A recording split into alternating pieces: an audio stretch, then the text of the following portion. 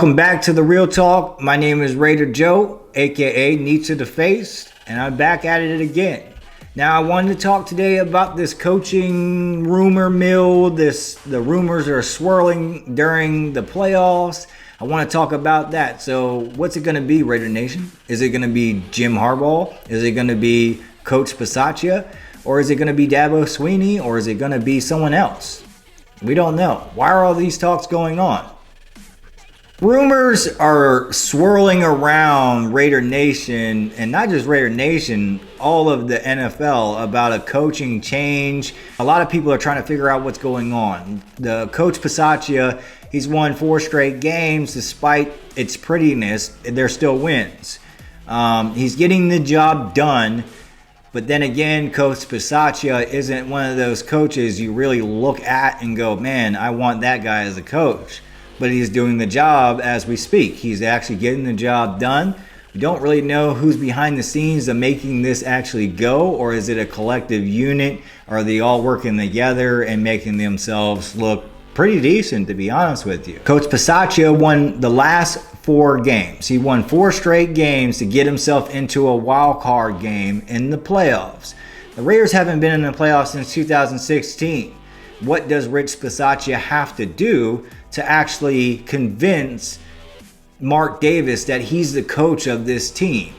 Me personally, I think he has to go to the AFC Championship game to actually get that respect from Mark Davis, because I think he has his eyes set on Jim Harbaugh, like he did with Gruden when Jack Del Rio was the coach of the team. Jack Del Rio had 1 bad season technically, and he got rid of him because Coach Gruden was that new car that he bought, and he wanted it right away. And I think the same scenario is happening with Jim Harbaugh. He really likes Jim Harbaugh. He wants him to be the coach. But Coach Bisaccia is kind of tying his hands right now because, well, he made the playoffs. And if he loses the first round of the playoffs, then that would be an easy, like, hey, thanks for your work, but guess what? There's the door. Give me your key card. That's exactly what's going to happen. So what Rich Bisaccia can do is, keep winning, obviously, because you're tying his hands. I mean, what is he going to do if you make it to the AFC Championship game? When's the last time? 2002, 2001. When's the last time we've been there? You can't really tell that guy anything if he reaches the AFC Championship game. And even if he doesn't even win, he gets blown out, he still made it there. You can't really say nothing to the whole coaching staff. So I think that's the only thing Rich Bisaccia can do in this instance. And then it doesn't help that, Jim Harbaugh and Mark Davis are really good friends.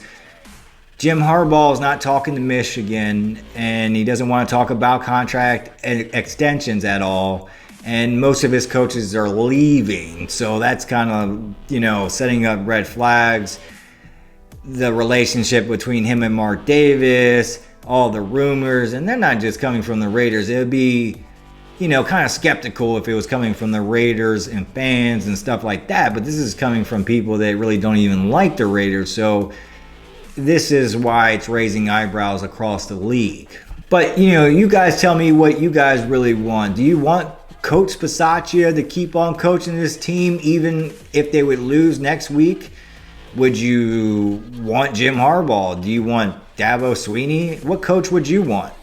Me personally, I want Kellen Moore off of Dallas. I want an explosive offense, and I kind of want to move on from defensive coordinator. I think Gus is okay, but I start to question who's doing the job here. Is Rob Marinelli really making that defensive line click?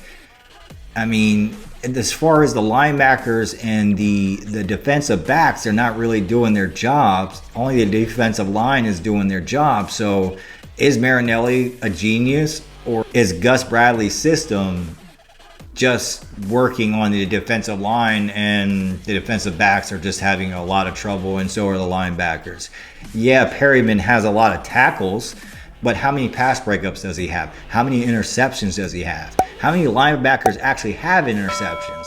That's what I'm trying to say here. How many turnovers? You can have a lot of tackles, but how many are behind the line? How many are for loss? And I mean, really Perriman's solid, but I don't see him as a very solid guy as far as coverage. But you never know what's going on with that. But me, I would like Kellen Moore. He's doing a phenomenal job with all the weapons that he has for Dallas and actually making them go to the playoffs this year. He's going to be a head coach one way or another. There's other names like Eric Bieniemy. I could be screwing up his last name, but that would be nothing new here on this channel. I screw up people's last names all the time. But besides that, I kind of get suspect on, is he the mastermind behind that offense, or is it actually Andy Reid? I've watched Andy Reid for years, and Bieniemy wasn't there. So therefore, I think it's more so Andy Reid.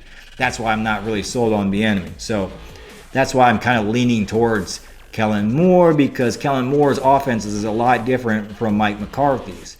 But anyways, tell me what you think in the comments below. Please like, please subscribe.